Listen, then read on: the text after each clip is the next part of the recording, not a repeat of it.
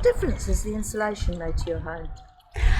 Well, as soon as it went up, just one wall, you could touch the outside wall and it was warm. It was as warm as the interior wall, whereas before it always felt cold.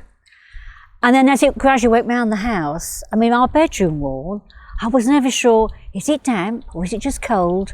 But now it's just so warm. It's just amazing, the difference.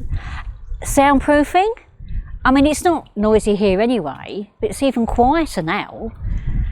And it's just something I've always wanted to have had done, but it was a bit out of our price range, you know. We thought, well, you know, but for free. Oh, and the difference to our lives, it's just amazing.